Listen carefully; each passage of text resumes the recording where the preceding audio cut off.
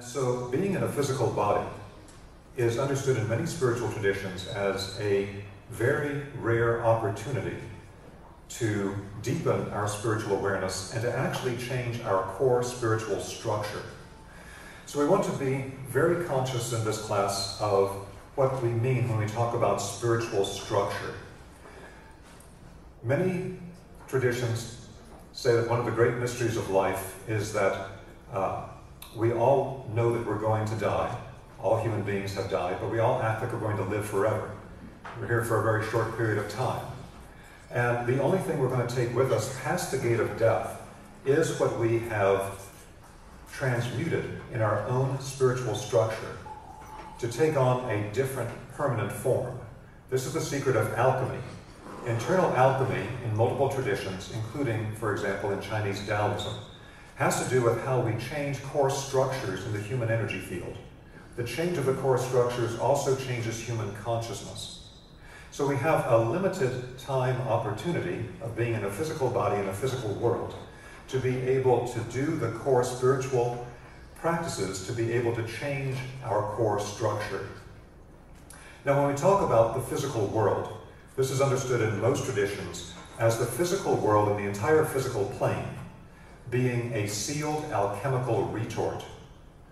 In alchemy, a sealed retort is where you have a chamber in which all the energies are held inside the chamber, and a type of transmutative activity takes place that has to be done under the sealing and the pressure of being held in the sealed chamber.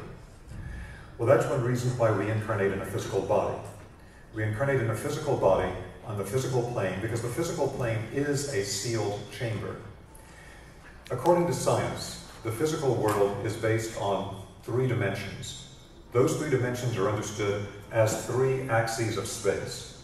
So very simply described as top to bottom, front to back, and side to side. Those are the 3 axes of space, each of which have what science calls orthogonal rotation, which is just a big word to mean 90-degree angles, creating this form. So if we think of this 3-axis cross of the 3-dimensional world, and we then put a wall at the end of all 3 axes, a wall at the top and bottom, a wall on the side to side, and a wall at the front and back, what we get is a form of a cube. And so that's why you see all of these alchemical images of black cubes. The black cubes on the arms of the Jewish Kabbalistic men, when they put the black cube on the arm and they make spiral windings on the arm. The black cube in the center of Mecca. The black cubes that are floating in space in Rosicrucian illustrations. This black cube is essentially the ceiling of the physical plane.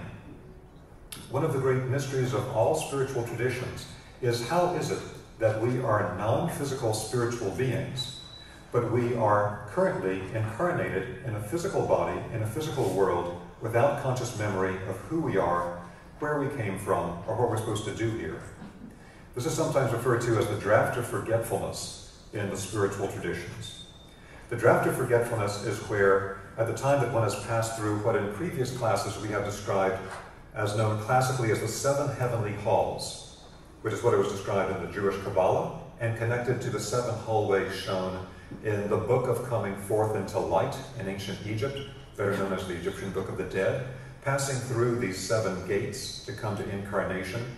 Toward the end, as we pass through what in the Western tradition would be described as the moon sphere, we then have to lose our conscious recollection of who we are and really what is our purpose in incarnating, which we knew very clearly to have the willpower to incarnate in the first place.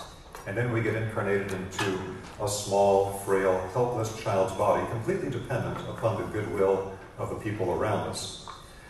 And we then go through this entire process.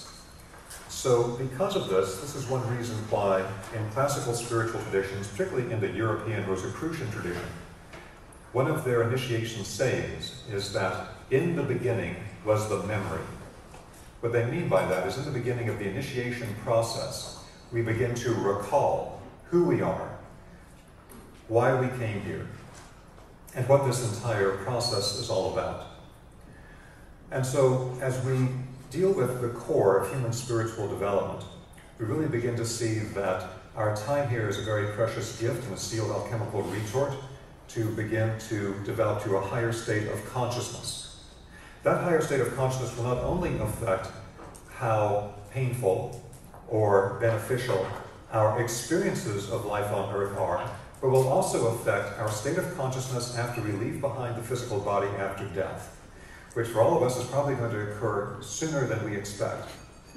And so, if you have not done that core work, what tends to happen is that we pass into the spiritual world somewhat like Helen Keller in the physical world, meaning that we do not have clear organs of perception.